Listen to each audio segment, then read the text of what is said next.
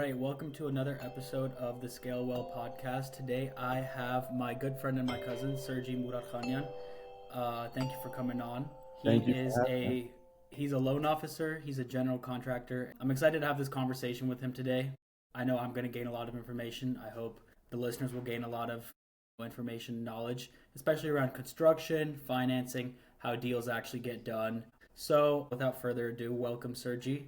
And my opening question to you is before we dive into the business side of everything, just give the audience a little background on who you are and how you ended up here today. Yeah, my name is Sergi, or you can call me Serge for short. I'm a general contractor, and I recently opened up my own construction company called Cerna Development Group. Beside that, as you said, I'm a loan officer, specifically for the company called Romero Capital Corp. I started in November, but as of November till now, I was able to close $3.5 million worth of real estate deals.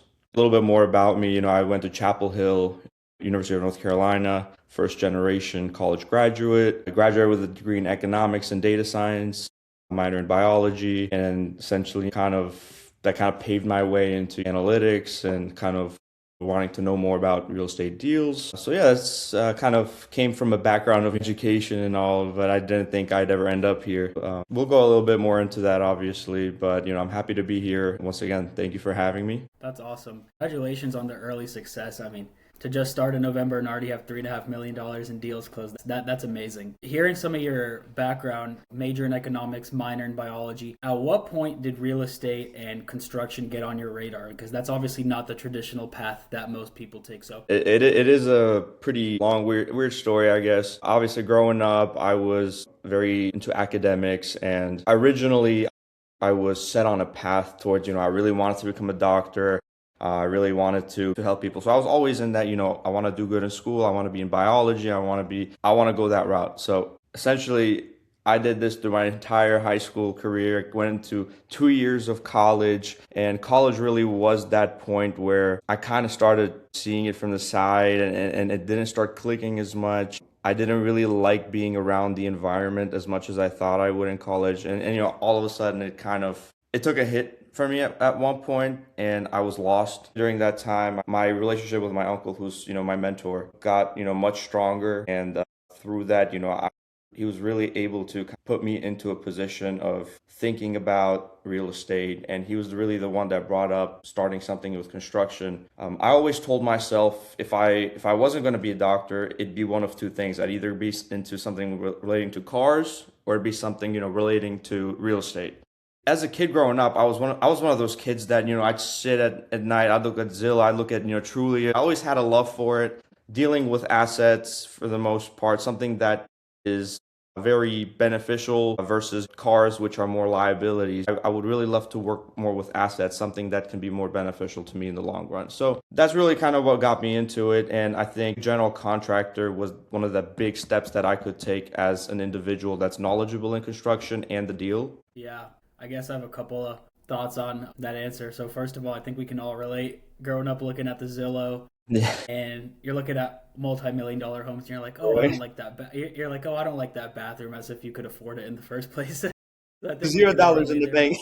Yeah, and another thing that you just said, I think it's very important, no matter what industry you're getting into, but especially real estate. It's important to have a mentor. So that's awesome that you have your relationship with your uncle like that. That's amazing.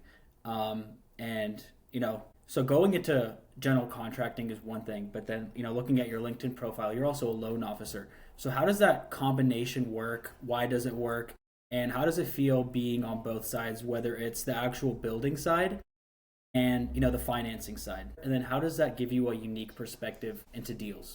Okay, absolutely. I guess, obviously it's a common combo seeing that, but I'll kind of walk you through what I thought and what the benefit of doing that is. Obviously, I got my general contractor license first. Very ambitious. I was, this is what I wanted to do. And obviously, when you go into real estate, it's one of those things where you can't go empty-handed. It's just the bottom line. You need some form of capital to go into real estate. It does not matter whether you're Section 8, you're going into doing building your first property, fixing it, whatever it may be. You have to have something. So I guess one of those things for me was I want to get into a job that not only will kind of provide me with more capital while I'm working on this project, and at the same time allow me to understand more about how deals work, right? So it's one of those things. You get to see something from the numbers perspective and something from the boots on the ground. There's a lot of people that want to get into real estate and they really don't know how to do it, right? And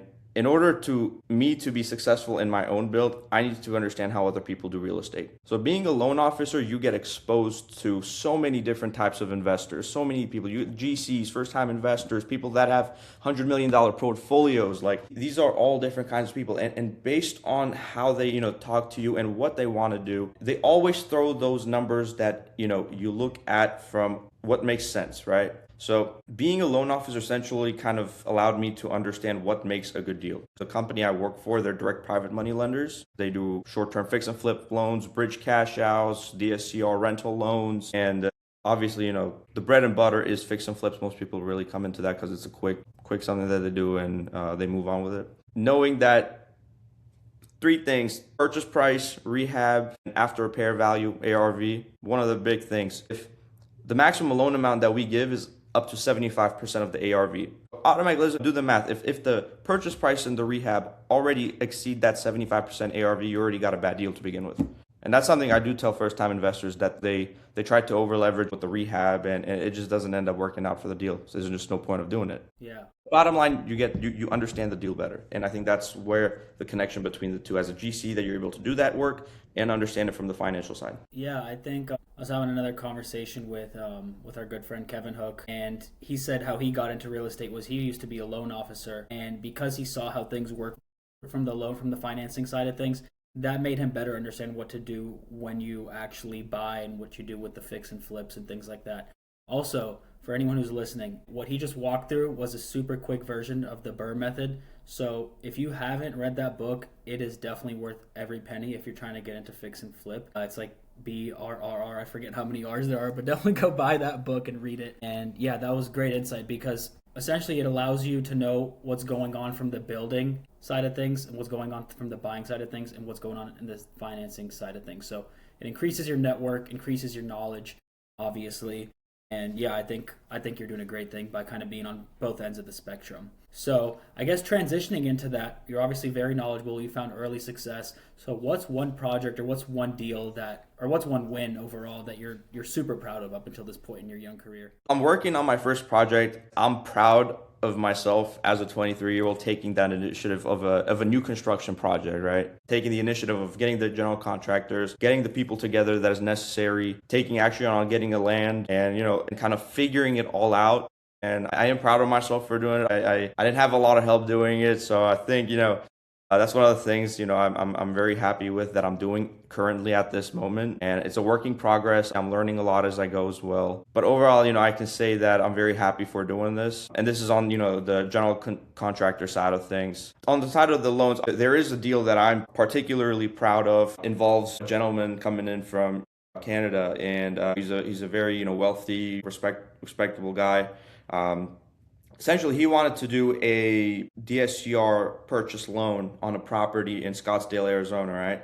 And this is the biggest deal I've closed. It was a $1.25 million deal. Basically, Scottsdale, Arizona, the pretty nice houses, all about $1.5 to $2 million prices on houses.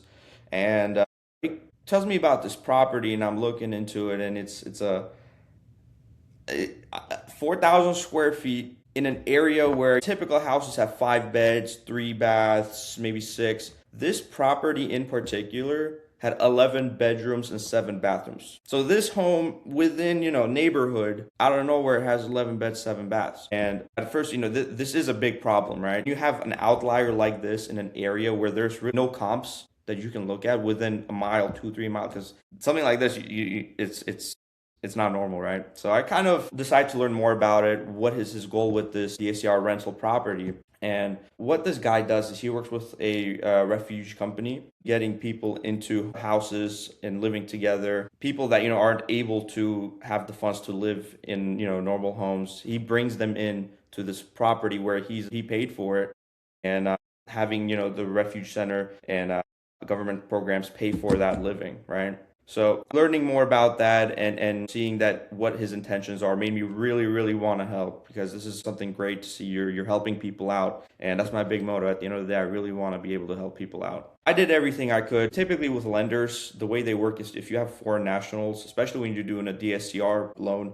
it's very hard to work with people that are foreign nationals. Even ITINs sometimes don't even pass. So I really pushed it. We did everything we could. We opened the LLC here. We rushed into making sure we have documentation showing that he's paying taxes, he is doing everything, and he's working with a government program. It got approved at the end of the day by the committee. So that was an amazing step. We were able to quickly get the documents together. Purchase was made. We got the loan, and it's currently in the workings of having all the rent go through. Renters are coming in, so it's amazing.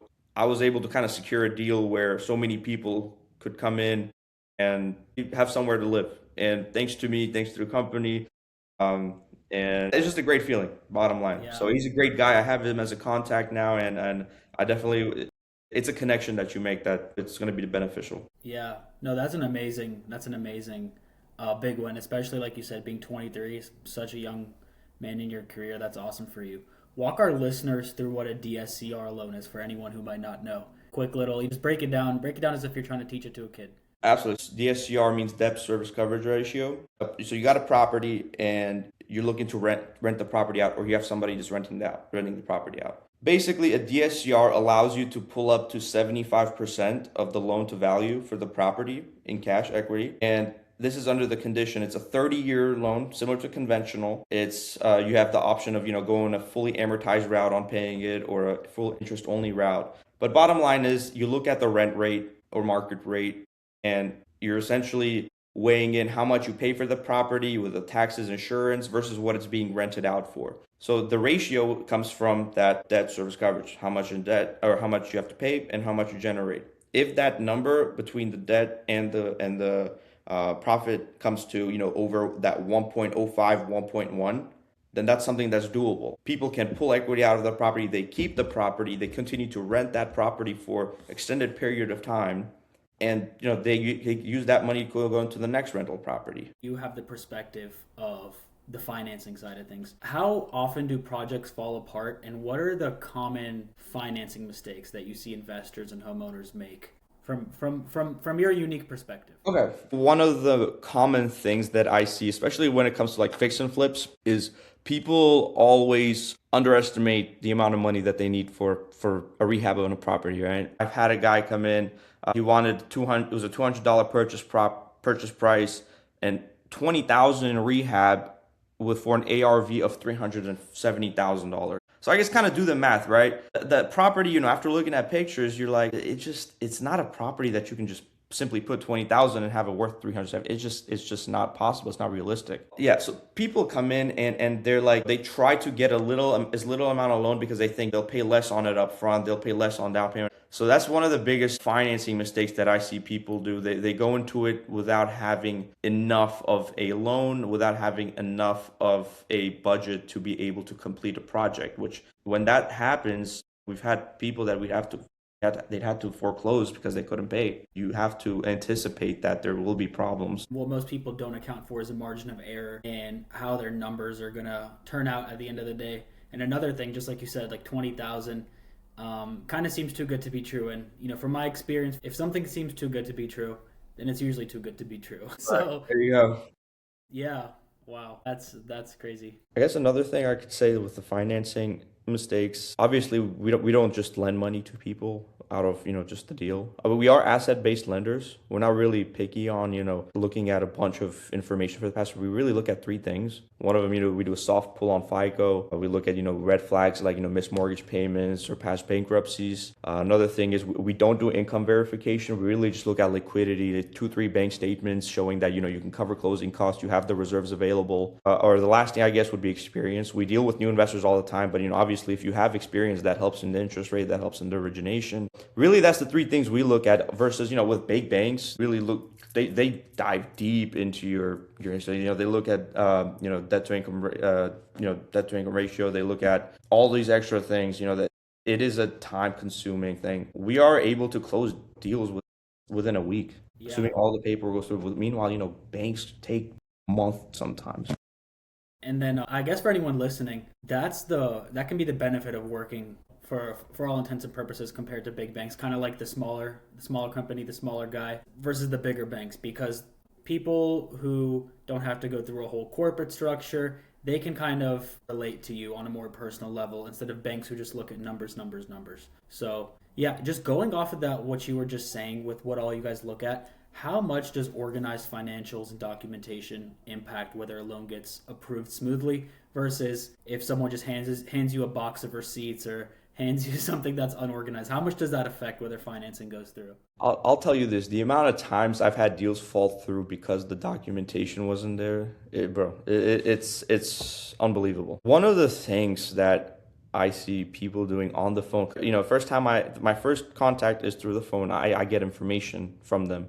And I always, I'm like, I ask for information and, I ask for honesty. Hey, go ahead and provide me with, to the best of your knowledge, give me information, things like how much you have in liquid, how much, what does your FICO look like? And you always have people that they'll say, oh, I have 100,000 in the bank. But when it's time to collect, bank statements, they only have 15, 20.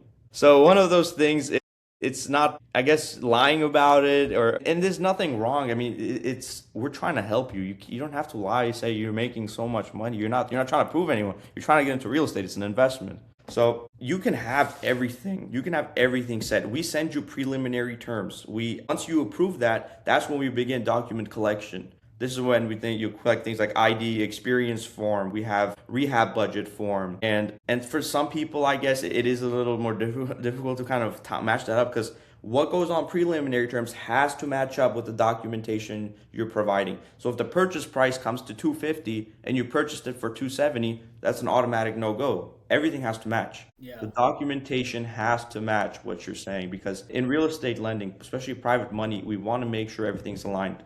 There cannot be room for error. Yeah, and for anyone who's listening, that's why bookkeeping matters. Self plug. If you need good bookkeeping, come to me. Let's shift over to taxes, which I know is probably a boring topic for most, but unfortunately, I am a CPA, so that's what I'm interested in. So, what issues do you see when people don't think about taxes, whether trying to get into a deal or doing a fix and flip and not accounting for taxes, and maybe it's not that good of a deal as they first thought? So, how do you see taxes playing a role into all this? I'm just now getting into all of this. I'm not a very knowledgeable in taxes and all that, but obviously, I guess a little bit about what I kind of see people thinking with real estate is once they have their exit plan set, whether it's, selling it or moving on to another property. Once you complete a property, I think people always have a misconception of like, oh, if I reinvest the money into another property, I don't have to pay taxes on it, right? A lot of people do that and think that, but bottom line is anything that's, any income that you make on a fix and flip or any new construction that you sell, that is taxable no matter what. Correct me if I'm wrong, because No, you're right. You're right. You're 100% people right. always go into it thinking like, if I reinvest, I don't have to pay because it's in the business anyway, and I don't really have to pay tax on it, which is completely incorrect. Yeah, unfortunately, if you're in the fix and flip business, it's the same thing as having a job, whether you are filing on Schedule C as a small business owner or whether you're working a W-2. That's seen as active income. Now, where you can sell and kind of reinvest that profit tax free is if you are in the long term rental business and you'd use a Section 1031 to roll it over into the next property. 1031 But exactly. you're 100% right. I've had many conversations with fix and flippers, and they're like, "Oh, I can just roll it over into the next property." Not so fast, buddy. So, yeah, that's good that you've already. Yeah, it sounds like you've already had those kinds of conversations with Yeah, clients of yours. and it's good to catch because I mean, you can't. Bottom line, you can't beat Uncle Sam, man. You You can't beat either Uncle Sam. you got to push it over or you got to do it. You got to pay for it. It's just you can delay it, but you have to pay at the end. Yeah, being the young guy and kind of being at the beginning of his career. What's some advice that you have for someone, whether they're listening from high school, they're about to graduate college, people like that who are looking to get into construction or real estate investing or lending? What's some advice that you have for them? I guess a lot of people come into this being over ambitious. I'm not gonna lie, I was one of those people like, oh, I'm gonna do one new construction, I'm gonna get 100,000 out of it. So you have to anticipate all the problems that are gonna come with it. Like I said, it's a conservative game. You can't come into it being too ambitious. So I guess my advice for somebody, starting out is start small. I will say from, the youngest person I've personally dealt with, he was 24 years old, looking to get in, first time investor. He found a property for $75,000 I'm sorry, not 75, $100,000, and the bottom loan amount that we can give is 75,000. So he's starting small. What he did was he found the right people first. He came into it with a partner. They had an LLC established. And this is something I recommend for people going into it. It's much smarter to go on an LLC because a lot of times, loans can be recourse. If you screw up something, they're going to come after you, right? Better to establish an LLC, kind of have that extra leverage through it. Come into it with someone, have the right people. Be prepared. Don't just come into it asking for, financing. People always come in trying to do deals that are way too big for them. And it always ends up biting them back because they screw up somewhere, they don't have enough money to cover something. Bottom line, have at least 1/5 to 1/4 of the money ready to invest into a property. Yeah, Even don't over leverage yourself, and always prepare for a rainy day. Don't bite off more than you can chew, especially on deal one, because you don't want to have a bad deal be the first deal and you just get completely wiped out for the game, either for a couple of years or maybe even for life. Maybe just you get stung so bad that you just completely don't want to play the game anymore. So that's the last thing you want to happen. What's the biggest misconception people have about being a general contractor? I guess with general contractors, I've spoken to a lot, and what they say is when they started out, to them, it was kind of like a papers game. I guess for them, it was like, oh, if it makes sense on paper, so it should make sense in real life when the boots are on the ground, right? Completely incorrect. Completely incorrect. Just because a deal makes sense on paper does not mean that's how it will go. Again, conservative. Do not go into it thinking that it's going to work out just like how you anticipated it. Yeah. You if you think a property you'll make 100,000 on property, let's just say you buy some land for I guess like mine says $55,000 on the land, you do 300,000 in construction costs. You think you're gonna need 300,000. The reality of it is you're probably gonna need an extra $40,000 to be able to do it. Yeah. You But get it. once again, it just goes back to like having that extra budget, how, considering the margin of error. That's the misconception. You can always have something on paper, but that's just for presentation. In real life, you're gonna need way more. Yeah. What is one book or one resource you'd recommend? Intelligent Investor by Benjamin Graham. Very good book. Teaches you how to, again, in investment, there's aggressive investments and there's conservative investments, real estate being one of the conservative ones. Kind of teaches you about how to think about investment. It's not a get rich quick scheme. It's a long-term game. So it's a great book. I read it a while ago. Obviously, I think it's going to be a good thing to revisit, especially with the more knowledge that I have right now. But it's a really great source, all things business related. So that's a great source, so Intelligent Investor. Beside a book, obviously another resource you can go, you have local REIs everywhere. I know there's some in Waxhaw, Charlotte has a bunch. Real estate investment, meeting investors, meeting real estate agents. Just as somebody in construction, obviously when you build properties, you want to sell properties, you want to have the right connections. You want to have the guys, that are able to sell property. You want to have the guys that are going to be able to help you build the property. REIs are great places to start if you're trying to get into it. Yeah. No, that's awesome. Definitely local networking events help out. And one piece of advice I'd have for anyone who's listening, when you go to these networking events, try to think about how you can help the person in front of you, not about how you can gain from it. Because if you're inclined to give, you're definitely going to get, whether in the short term or the long term. That's one tip. But what is your next big goal, whether it's professionally or whether it's personally? Or both? So yeah, so currently my general contractor license is a residential, meaning I'm restricted to building residential builds in North Carolina specifically, right? I'll kind of tell you this, maybe I didn't touch on it a lot, but my big goal down the line is commercial. So right now I'm studying, so the program I'm studying is NASCLA, and it's a commercial licensing program. It qualifies you for 16 states, and there's no limit to what you can build. You can build shopping centers, parking garages, restaurants, anything commercial with your own license. So that's where the big bucks are. Obviously, residential is a great start, and I do need that experience. As somebody that's 23 years old, I need the residential experience before I can bump it up to commercial. Because commercial is a whole nother ball game, man.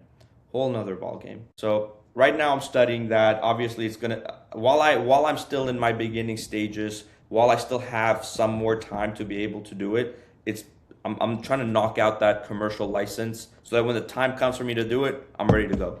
So that's my next big thing that I'm working. I love it. It's an ambitious goal, but with the right amount of work and the right amount of work ethic, which I know you have, I'm sure you'll accomplish it faster than even you think. Where can people find you or connect with you to follow along your journey? I'm working on my social media right now. I mean, I haven't really posted much, but you can go ahead and follow me on Instagram. It's Build with Serge. Over there, I have a link. You can go ahead and kind of, if you're interested in the property, you have something that you want to kind of fill out a quick approval form, I can see what I can do for you if this is something you want to get into. I want to start putting more educational videos and posts so I can start getting myself out there. Obviously, I want to build a social media presence. I want to build my name, be a resource for people to come to, and much like yourself, teach people the right way to do things when it comes to whether it's doing taxes, whether it's getting into investments. So yeah, Build with Serge.